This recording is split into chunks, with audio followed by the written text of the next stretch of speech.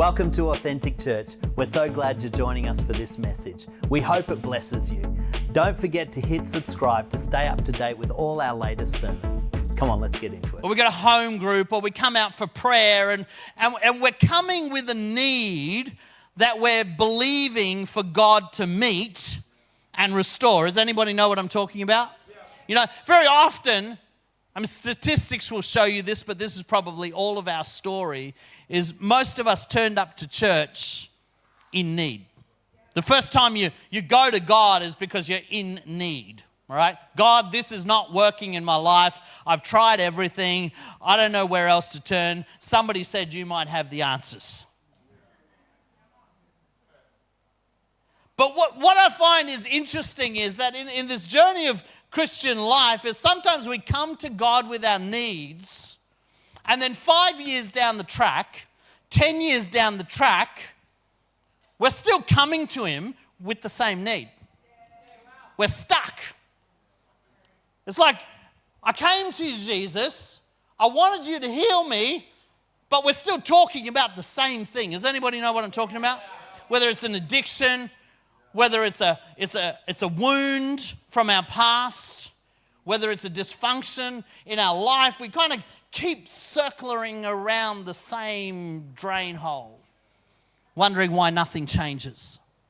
And there's this brilliant story in the chapter of John chapter 5 where Jesus comes to a place called Bethesda. I'm going to read the story to you and then we're going to unpack it. John chapter 5 verse 1 I'm starting at. It says, after Jesus returned to Jerusalem for one of the Jewish holidays, inside the city, I don't know what I was thinking I could read this without my glasses. Inside the city, near the sheep gate, was a pool named Bethesda. And around this pool were 5 covered porches or pergolas. And in these porches and pergolas lay men and women who had been sick, or they were lame, or they were paralyzed. And one of these men laying there had been lying there for 38 years. How many people know that if you've been stuck at the same place for 38 years, you're pretty desperate? You're desperate for something. What you need to know about this pool of Bethesda is this. The reason there were so many sick people around this pool was because there was a legend that said periodically God would send an angel to stir the waters, and if you were the first person into the water, you would get healed. And so, of course, people would come from miles around hoping for healing, hoping for restoration, in the hope that maybe they would be the lucky one that God smiled upon that day. How many of you have come to church with an anticipation saying, God, I hope that you notice me today. I hope that is my prayer that gets answered today. Sometimes we have a perspective of God that He's a little bit selective about who He tends to and who He doesn't tend to. Oh, well, clearly God wasn't watching me this week because somebody else got a healing, but I didn't. And so you have all these sick people that keep turning up. Their relatives are bringing them, and they're sitting by this pool day after day after day, hoping and praying that when the angel of the Lord stirs the waters, they can get into the water first, and they'll be the lucky one that week. The problem is this: what they didn't realize is that it was a scam. It was a scam created by the Roman government at the time. See, they wanted less paralyzed people on their street. And so what they did was they created this myth that when the waters stir, if you jump in it, you'll get healed. And so, of course, all the paralyzed people turn up. What they didn't tell them was the reason the water stirs is because there's a plug hole at the bottom of the pool. And periodically, we're going to open that plug hole and let some water out. And that drain hole was big enough for a human being to slip down. And so what they would do is they would open this drain, and these poor sick people who were desperate for healing would jump into the pool hoping to get healed. They'd get sucked down the drain pipe and drown, never to be seen again. And of course the myth continued because everybody says, well, he didn't come back to the porch. He must have got healed. And so day after day and week after week, desperate people would come hoping that God would heal them, not realizing that they were trusting in a lie that was designed to destroy them. And here this man is for 38 years. He's sat by this pool hoping for healing. And Jesus comes along and says to him, "Would you like to get well?" What a stupid question. That's like going to a hospital. I go down to Logan into the intensive care ward. Would you like to get well? Duh. But it's an interesting question, because what I find with Jesus is this, and if you read your Bible, you'll find this, that Jesus never speaks to your condition, he speaks to your future. He speaks to your potential. He speaks to who he has intended you to be, not where you find yourself right now. Do you want to get well? Seems like an obvious question to answer, except often we want to get well, but we just don't realize that the things we are doing and the things we are holding on to are keeping us broken, are keeping us sick. Here is a man who's sitting by a pool that is built on a lie that will end up killing him in the hope that he will get well. And he's done it for 38 years. How many of us have been living, clutching onto a lie in the hope that that lie would somehow magically change our life, only to find that 38 years later, we're still stuck there? Addiction, dysfunctional behavior, attitudes, we hang on to these things like, if only God could heal me, but I'm going to keep believing the lie because the lie sounds like it's easier than the truth. The lie is easier to swallow than the truth. And so often we orient ourselves around lies and deceptions that the enemy brings to us, that the world brings to us, telling us that, if you just believe your feelings, that'll tell you what's really going on. If you just go along with the crowd, that'll fix you. If you just keep medicating yourself, if you just stay stuck in a dysfunctional relationship, maybe things will get better eventually. But Jesus comes into that situation knowing that it's a deception, knowing that it's a lie, but he doesn't say, hey, you're deceived. He just says, what do you want to be? What do you want your life to look like? Do you want to be healed? See, the first step to getting out of a dysfunction and out of a lie is to be able to say, Jesus, I want more. Jesus, I don't want this anymore. Jesus, I'm tired of where I am. One of the interesting things about people who have addictions is this. You can never convince somebody to give up their addiction. It doesn't matter how much truth you tell them. You can't actually say, hey, this is bad for you, it's going to kill you. Because they've bought into a lie that has convinced them that, no, this is helping me. This helps to calm me down. This helps me to cope with life. I was watching a show recently where this guy who owned a business, he had become addicted to, ice, right? He'd become addicted to ice because he was stressed running a business, and he was telling the interviewer, I'm actually a better dad when I'm on ice. I'm calmer. I can handle my problems. I can function. What he didn't realize was he was so caught up in his lie that every day he was driving his wife further away. Every day his children were becoming estranged from him. Every day he was running his business into the ground because he was spending his profits on his addiction. But he was absolutely convinced this lie is helping me. And you can't convince anyone otherwise until they get to the point where they feel like there's no other choice than to do something different. And so Jesus sees this man. For 38 years, he's believed a lie, and he says, are you ready to do something different? Have you realized that after 38 years, this is not working for you? At some point, you have to say, what I did didn't get me the results I wanted. I need to change. There's an old expression, some of you have heard it, is stupid is doing the same thing over and over again and hoping for different results.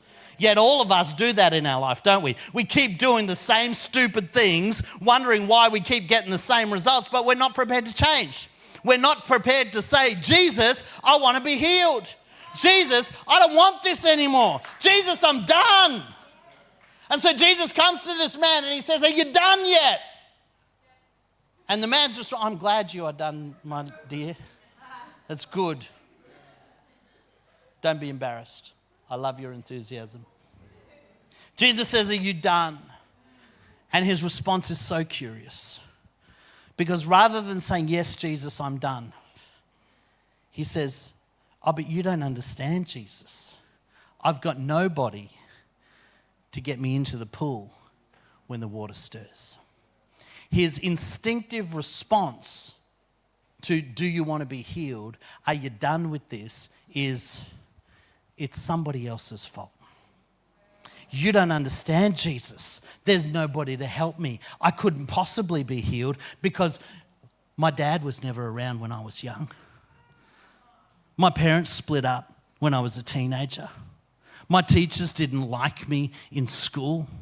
I didn't have any friends. People don't treat me right. Oh, Jesus, you don't understand. I can't be healed because other people have hurt me. Other people have let me down. Other people haven't stepped up when they should have stepped up. See, the natural instinct of human beings when we are confronted with the question, are you done with this? Do you want to be different? We look for excuses and we blame other people, because as long as you can blame somebody else, you never have to own where you are. Oh, maybe you are where you are because somebody else did the wrong thing to you. I'm not questioning that for a minute. Sometimes bad things happen to good people and it's no fault of your own. The question that Jesus asks this man is this, not how did you end up paralyzed, is are you done with being paralyzed? Not who left you here to rot, are you done? Jesus is not asking who hurt you. Jesus is not your therapist who wants to backtrack through your life and say, tell me the first time you felt abandoned. Jesus is not interested in your dysfunction of where you came from. It's not that he doesn't care. Jesus cares. He loves. But Jesus loves you too much to leave you in your dysfunction. Too often, we spend our lives blaming circumstance and other people, not realizing that Jesus is saying, I know it hurts, but I'm not here to comfort you in your hurt. I'm here to pull you out of despair and give you victory and give you hope. I have not come, Jesus said, to place heavy burdens on you. I've come to give you life and life in its abundance. I've come to take your burden off you. Jesus is not looking to sit down and have a pity party with you. Jesus is looking to say, hey, I can see you broken and I've got the answers for you, but are you ready to let it go? Are you ready to stop blaming other people? Are you ready to stop making excuses and just say, Jesus, I'm done.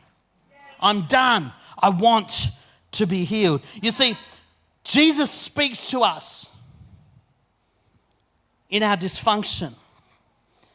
But what he says to us is this, you can't be healed while you're holding onto hurt. If you keep picking at the scab, you're never going to heal. When I was a little fella, I lived in New Guinea. And one of the things about living in a tropical climate is this, if you get a little cut, if you don't look after it, that little cut becomes a very big festering sore very quickly and very easily. I remember slipping over at soccer one day and having a graze on my knee. And I just washed it off and, you know, I'm pretty sure my parents just said, I'll just go and have a shower, you'll be right. Okay? The problem was I didn't disinfect the wound. And that little graze turned into an infection. Well, I didn't think anything of it because as little boys do, they often scuff their knees and they often get scabs on their knees. And I used to love picking at my scab because when you pick at a scab, it bleeds. And that's awesome. If you don't know the joy of picking at a scab, you haven't lived. And so here am I picking at my scab one day because it was itchy. And I'm just seeing if I can make it bleed because that's cool. Except when I picked the scab, it wasn't blood that came out. It was this yellow, gross, pussy stuff that started to come out. And I'm like, oh, that's different. That's all right, I'll just wash it off. My leg's not falling off. We were built different back then.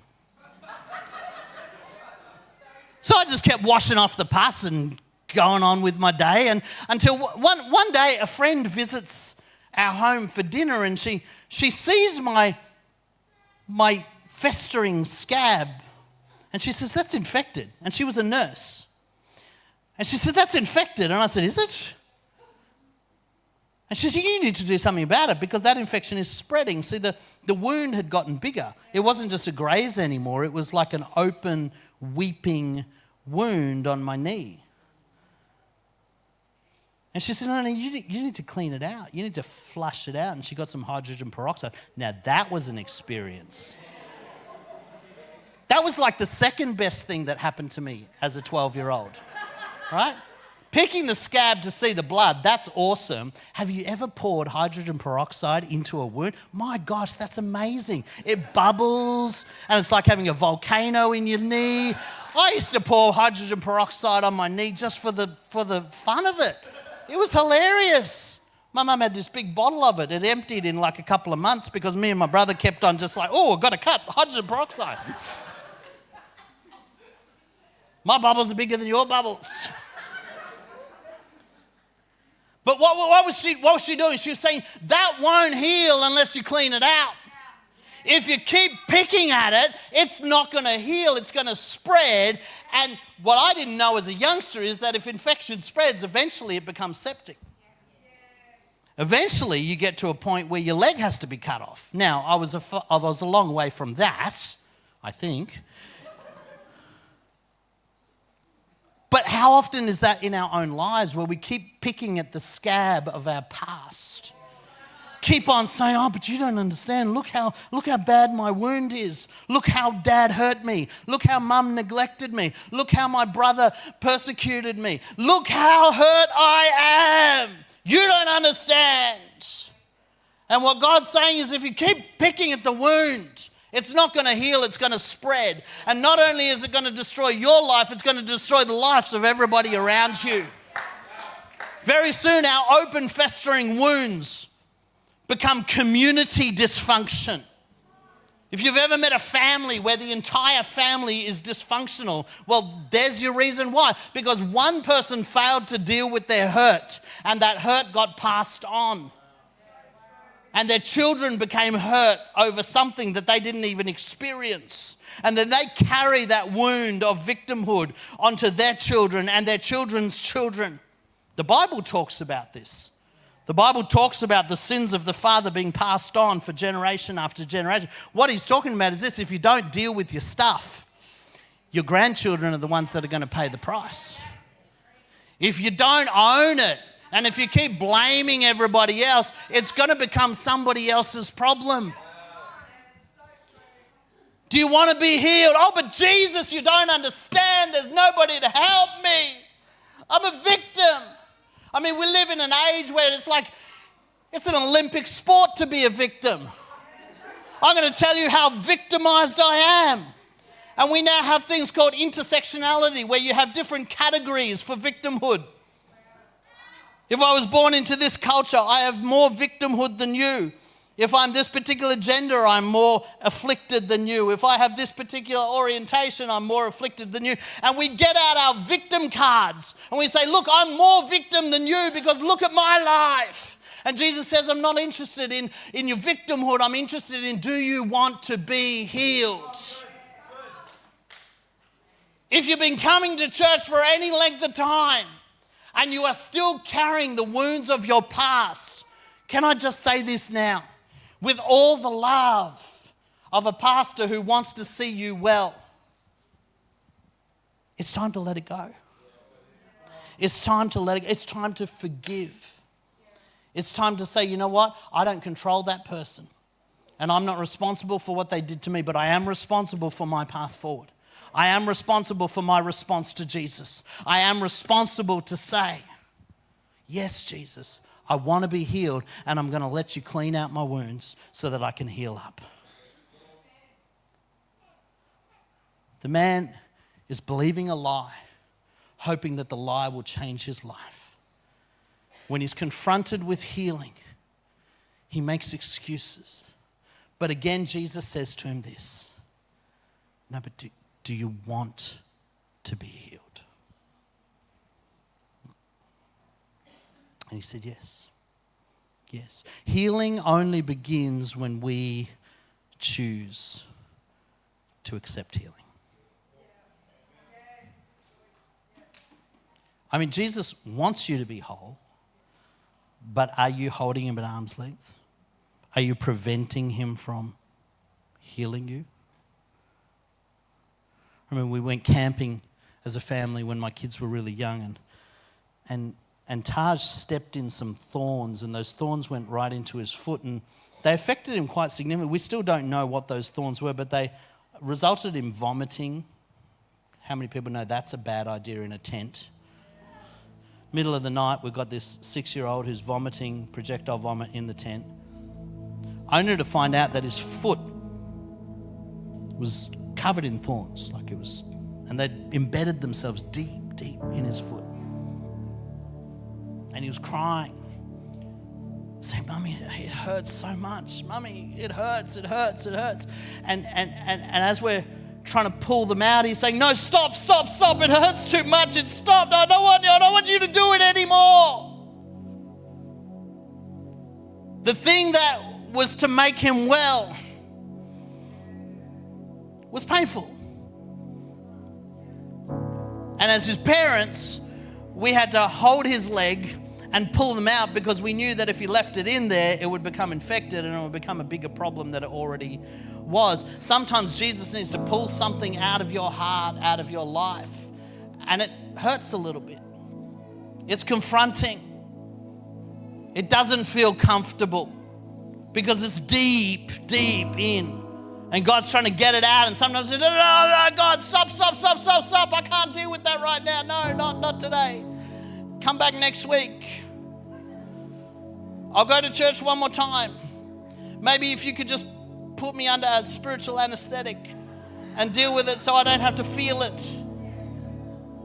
But too often we're carrying these wounds that are so deep that God's got to get in. Because sometimes the pain is an indicator of health. See, healthy tissue feels pain. It tells you something's wrong. Dead tissue feels no pain. If you're not feeling anything, that's a bad sign. If you're feeling something, that's a good sign. It means God's getting to the place that needs healing. And what we've got to do is we've got to be able to say, okay, Jesus, I don't want to do this. I don't know how to do this. I don't even know if this is going to work. But I trust you. And Jesus says to this man, he says, get up and pick up your mat. Get up. Get up. I've been sitting here for 38 years, Jesus. Don't you think if I could get up, I would have already done that? You're asking me to do the thing that is physically impossible. How can I get up? I'm a cripple. I've been a cripple my whole life. No, Jesus, you don't understand. I was born like this. No, Jesus, you don't know my trauma. My parents did this to me. No, Jesus, you don't understand. This is a family thing. All my family are like this. I can't just get up. Get up. See, the healing that Jesus wants to bring to your life is found in the place where we pass from what is possible for us into what is only possible for God. What Jesus was saying is this: can you move towards me when everything in your being says it's impossible? I don't know if you've ever tried to move your limb when it's incapacitated, right? If you've ever had a plaster cast on, or you've got Faith's got a broken collarbone right now, right? If you've got a broken bone and you try and move it, it's like your body wills you to not be able to do it. It's like, no, you can't do it. Stop that. That's enough. Jesus is asking you to move the part of you that you've long since resigned yourself to never being able to move. No, this is just who I am. I've just accepted it. I'm okay with who I am. And if people don't like me, well, that's their problem. And Jesus says it's not about whether people like you or not. It's, do you want to be healed? Do you want to be healed? Then get up. Then get up. No, but my legs don't work, Jesus. The nerves, the signals from my brain to my legs. Do you understand, anatomy, Jesus? And you say, get up.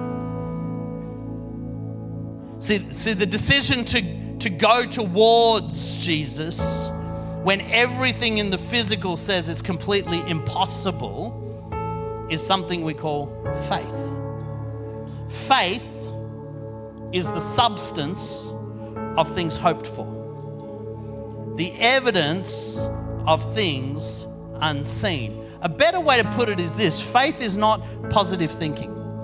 Faith is not this magical talk yourself into it.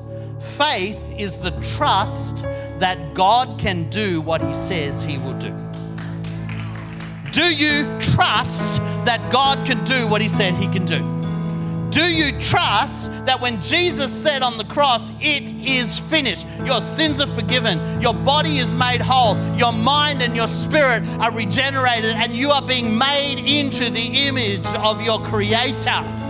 Do you trust that that's who you're becoming? Or do you look at your physical circumstances and say, nah, not possible. Can't do it, God. Many of the distortions of Christian theology or Christian belief have come out of people who have reached a point where they were unable to believe that God was capable to do more than their current circumstance. I don't know, well, God didn't really mean that. When he said it in the Bible, no, what he was actually talking about is this. They didn't understand biology back then. Jesus wasn't actually saying, that you should trust him like all the time. Just in the circumstances that are conceivably possible. And Jesus comes walking across the water towards the disciples in a storm. And all the disciples are terrified. I love Peter's response. As brash and as unthoughtful as Peter was, he had tremendous faith. He had this tremendous belief that if Jesus says it, I believe it, and that settles it. And Peter says to Jesus on the water, Jesus, if it's you, tell me to come and I'll get out of the boat and I'll walk on water. What a ridiculous thing to say. There is no precedent. It's not like it was in the Bible. There's nowhere in the Old Testament where God says to people, if I tell you, you can walk on the water, you can walk on the water. Oh, there was a couple of instances where the waters got parted, but they were walking on dry land. There's no instance in the Old Testament where people walked on water. And Peter, he's so convinced that Jesus is the Son of God, the Messiah, the uncreated one, that he says, if you say it, I believe it and I'll do it. And if it means that I drown, well, so be it, but I'm going to do whatever you say. And Jesus says, well, come. Peter gets out of the boat and he walks on the water. But then he sees the waves and he gets scared and he starts to sink. And Jesus says, ye of little faith. And sometimes we paint Peter as, like, oh, he didn't have enough faith. Well, how many of you have tried getting out of a boat? He had more faith than you. I wear a life jacket when I'm in a boat. I don't have that level of faith. He got out and he took a few steps. And sometimes what Jesus is asking for you is this. He's not asking for you to get to the end. He's not asking for you to know how it's going to finish. He's not asking for you to know how things are going to work. He's just saying, will you take a couple of steps towards me? Will you take one step towards me? Will you get up?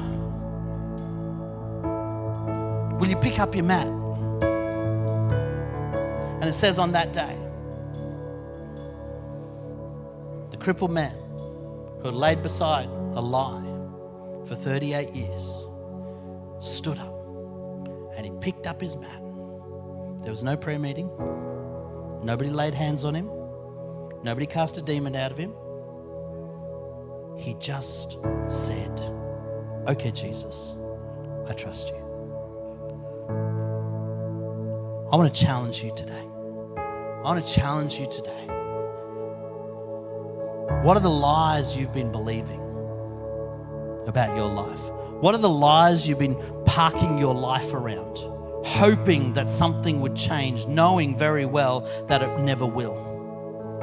What are the lies you need to stop trusting in because your only hope comes from Jesus? What are the excuses that you're making, or the people that you're blaming, or the hurt that you're holding on to that is preventing Jesus from doing his complete work in your life? What's the step you need to take?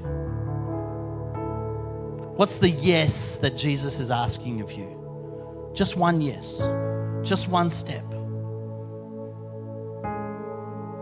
Just get up. Hey, if standing up is all that you can do, we'll stand up. And then we'll worry about picking up the mat tomorrow. And then we'll worry about taking the next step tomorrow. And then we'll worry about whether you can get a job tomorrow. And we'll worry about whether the priests actually believe you or not, because that's a whole other story. And we'll worry about whether the religious folk thinks it was right for you to be healed on a Sabbath or not. Don't worry about them. Just say yes. What's Jesus asking you to say yes to? What's he asking you to put down? What's he asking you to let go of?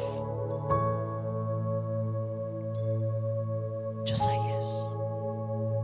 Thanks so much for joining us. We hope you were blessed by this sermon. If you got something out of it, don't forget to give us a thumbs up or share it with a friend, and make sure you hit subscribe to stay up to date with all our latest messages.